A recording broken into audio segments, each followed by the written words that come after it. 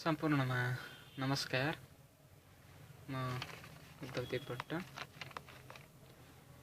आज हाम्रो सरस्वती पूजा।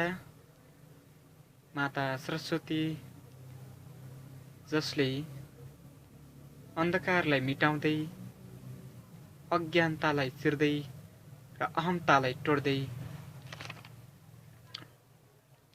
तोड्दै प्रत्येक व्यक्तिलाई एउटा नयाँ सत्मार्ग, नयाँ विचार र नयाँ गन्तव्यतिर लम्किन प्रोत्साहन गरिरहेका हुन्छ।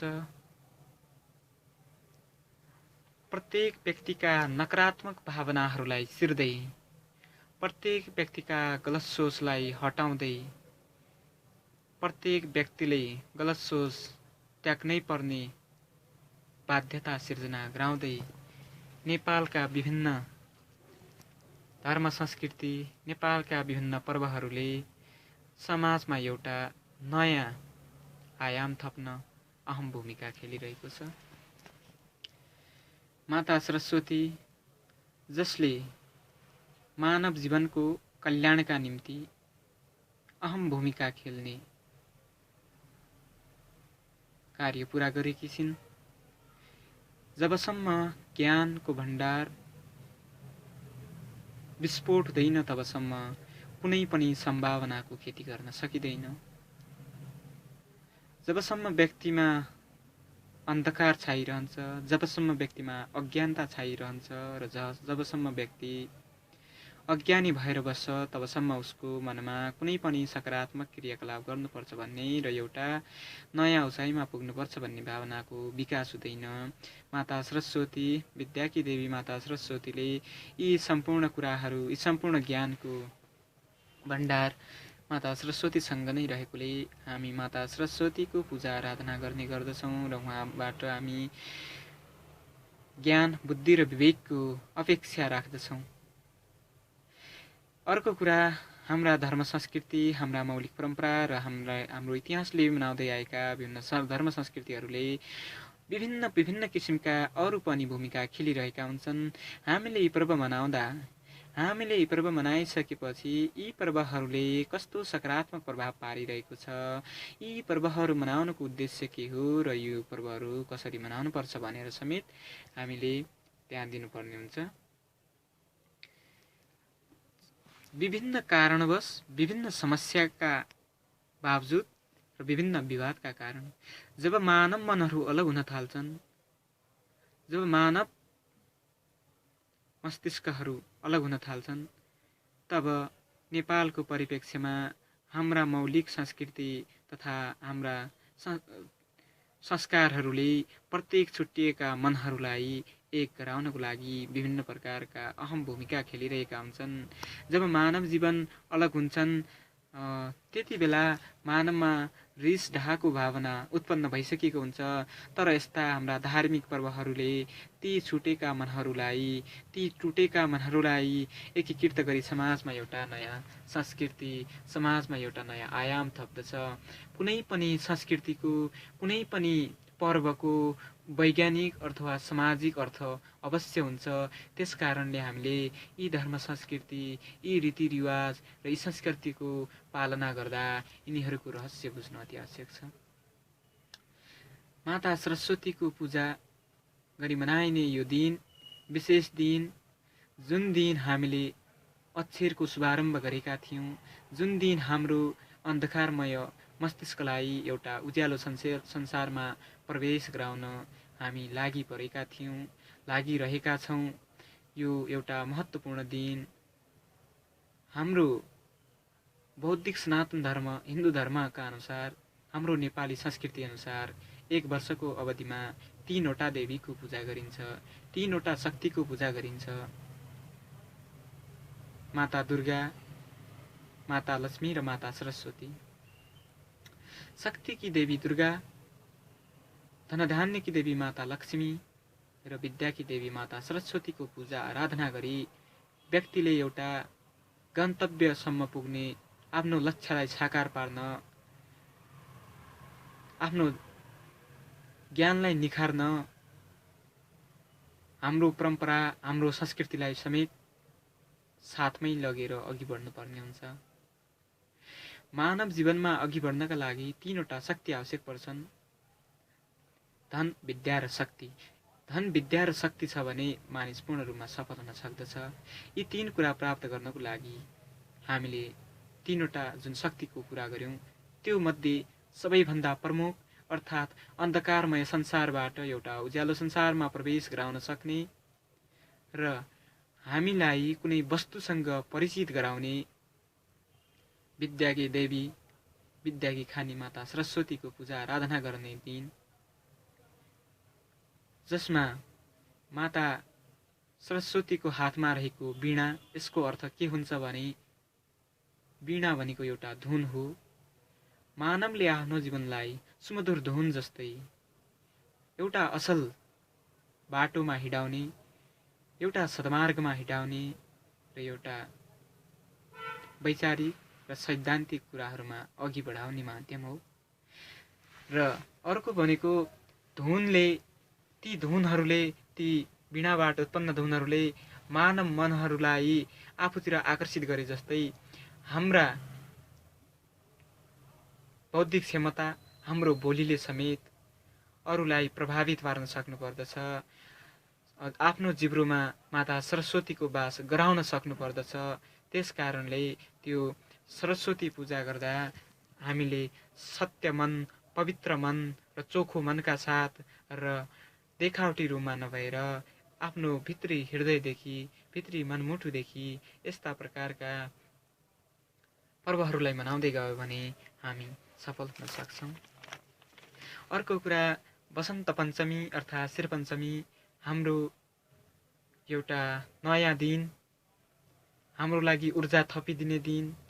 हिउँदभरि भएको चिसो मौसम, हिउँदभरि कठ्याङ्ग्री जाडोमा बसेका यी मनहरू अब वसन्त पञ्चमी पनि भन्छौँ, ऋतुहरूको राजा वसन्त ऋतुमा प्रवेश गराउने यो दिन, कोइलीहरूका सुमधुर आवाज, त्यसै गरी स्वच्छ वातावरणसँग प्रवेश गराउने यो महत्त्वपूर्ण दिन हामीले आफ्ना संस्कृतिलाई, आफ्ना मौलिकतालाई बिर्सिने होइन, ती मौलिक संस्कृतिहरूलाई झन् उजागर गर्नको लागि, झन् तिनीहरूलाई चलायमान गर्नको लागि यस्ता कुराहरूको खोजी, अध्ययन र अनुसन्धान पनि गर्नुपर्ने हुन्छ। एउटा कुरा मात्र ज्ञान भएर हुन्न, एउटा कुरा मात्र पूर्ण भएर हुन्न। हाम्रो जीवन चौतर्फी रूपमा चल्न सक्नुपर्दछ। हाम्रो जीवन धार्मिक, ऐतिहासिक, सांस्कृतिक, वैज्ञानिक तथा सामाजिक रूपमा सम्पूर्ण क्षेत्रमा चलायमान भयो भने मात्र हामी सफल हुन सक्दछौँ। त्यस कारणले यी शक्तिहरूको बारेमा अध्ययन गर्दा, यी पर्वहरूको बारेमा अध्ययन गर्दा हामीले यी पर्वहरू सुरुवात किन भए, कसरी भए, यिनीहरूको अर्थ के हो, हामीले चाहिँ यी पर्वहरू कसरी मनाउने, यी कुराहरूको पनि खोजी गर्नुपर्ने हुन्छ।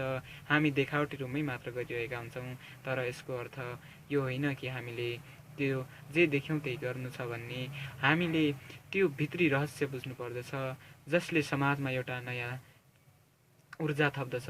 दिन प्रतिदिन यस्ता संस्कृतिहरू लोप हुँदै गइरहेका छन्। संस्कृतिबाट मानवीय मनहरू अलग हुँदै गएका छन्, जसले समाजमा प्रत्यक्ष नकारात्मक असर पारिरहेको छ, समाजलाई गलत बाटोमा हिँडाइरहेको छ। यस्ता गलत बाटोबाट समाजलाई बचाउनको लागि हामीले यस्ता संस्कृति, यस्ता धर्म, यस्ता परम्पराहरूको संरक्षण गर्नुपर्दछ।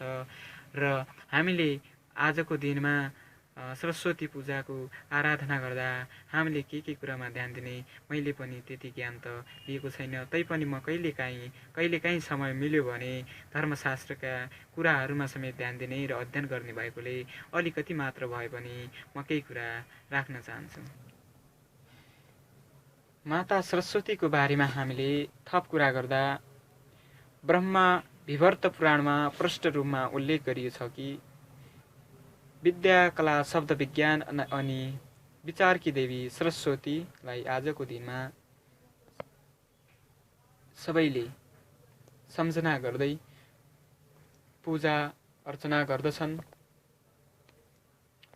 बिहान उठेर प्रातः स्नान पश्चात शुद्ध शरीर र पवित्र मनका साथ सफा कपडा लगाएर कलश स्थापना गरिन्छ अनि क्रमशः गणेश, विष्णु, शिव आदि देवताहरूको पूजा आराधना गरिन्छ र यी देवी देवताहरूको शिव, गणेश, विष्णु, शिव आदि इत्यादि देवी देवताको पूजा गर्दा र सरस्वती माताको आराधना गर्दा सूर्यदेवको पनि आराधना गरिन्छ।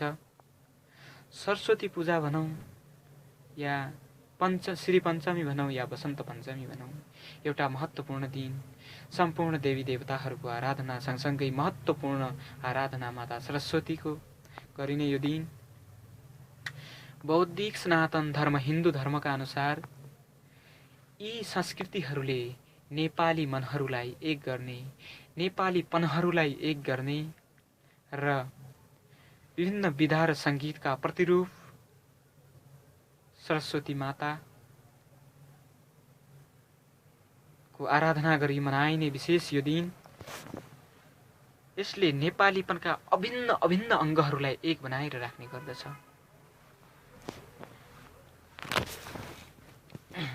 अब हाम्रो माता सरस्वतीको हामी तस्बिर हेर्छौँ, फोटाहरू हेर्छौँ, तर त्यसको रहस्य के छ? सेतो वस्त्र धारण गरेकी, गोरो वर्णमा मुस्कुराइरहेकी, सर्वोत्र रत्नद्वारा निर्मित, आभूषणद्वारा सुशोभित, पहिलो हातमा वीणा, दोस्रो हातमा पुस्तक, तेस्रो हातमा स्फटिकको माला र चौथो हातमा अभमुद्रामा रहेकी देवी सरस्वती हुन् भनी शास्त्रमा उल्लेख गरिएको छ। हामीले कसरी चिन्ने? हामीले सबैभन्दा पहिले चिन्नु पनि पर्दछ र आफ्नो वाहन मयूर वाहन भएकी माता सरस्वती, जसले समाजमा मयूरकै जस्तो सुन्दरता र मानवीय मन, मानवीय विचारहरूमा सकारात्मक भावनाहरूले भरेर समाजलाई एउटा नयाँ उचाइमा पुर्याउन हर सम्भवतः हर प्रयास त लागिरहेकी हुन्छन्। उनले लिएको हातको वीणाबाट के बुझिन्छ भने जीवन धुन हो, हाम्रो जीवन धुन हो। यो मधुर हुनुपर्दछ, लयबद्ध हुनुपर्दछ। जीवनमा हरेक कुराको लागि, हरेक उद्देश्यको लागि केही न केही योजना हुनुपर्दछ। योजना बिना, सपना बिना कुनै पनि आफ्नो लक्ष्य पुरा गर्न सकिँदैन र विचार र भिजन बिना कहिले पनि अगाडि बढ्न सकिँदैन। हाम्रो जीवनलाई समधुर बनाउनको लागि, मधुर बनाउनको लागि हामीले कुन कुन कुराको चाहिँ हामी अँगालिरहेका छौँ, कुन कुन कुरालाई हामी आत्मामा लिइरहेका छौँ, तिनीहरूको पनि हामीले खोज, अध्ययन, अनुसन्धान गरी हाम्रा मौलिक संस्कृति, हाम्रा मौलिक परम्परा र धर्म संस्कृतिको संरक्षण गर्दै नेपाललाई अझ एकीकृत रूपमा फुटेका मनहरू, ती टुटेका मनहरू, सम्पूर्ण मनहरूलाई एक बनाउने, सम्पूर्ण व्यक्तिहरूमा भातृत्वको भावनाको विकास गराउने, सम्पूर्ण व्यक्तिहरूमा आत्मीयताको भावनाको विकास गराउने र मित्रता कायम गराउने एकमात्र माध्यम बनेका हाम्रा धर्म संस्कृति हुन्। धर्म संस्कृतिको संरक्षण गर्दै समाजलाई एउटा नयाँ उचाइमा पुर्याउनको लागि, समाजमा एउटा नयाँ सम्बन्ध स्थापित गर्नको लागि, समाजमा भएका नकारात्मक क्रियाकलाप, हत्या, हिंसा, बलात्कार तथा विभिन्न घटनाहरूलाई नियन्त्रण गर्नको लागि हाम्रा धर्म संस्कृतिहरूको जागरण गर्नुपर्दछ, यिनीहरूको संरक्षण गर्नुपर्दछ। हाम्रो संस्कृतिले, हाम्रो इतिहासले मनाउँदै आएका संस्कृतिलाई छोड्ने होइन, तिनीहरूको सम्वर्धन गरी अझ झन प्रभावकारिता बनाउँदै समाजमा एउटा नयाँ जागरण, नयाँ युग अर्थात् सत्य, अहिंसा र शान्तियुक्त वातावरणको निर्माण गर्नुपर्दछ। हाम्रो मौलिकता, हाम्रो बौद्धिकता र हाम्रो सनातनलाई जोगाउँदै हाम्रो सामाजिक परम्परा र रीतिरिवाजको संरक्षण गर्दै समाजलाई एउटा नयाँ उचाइमा पुर्याउनुपर्छ भन्न चाहन्छु। हवस्, धन्यवाद।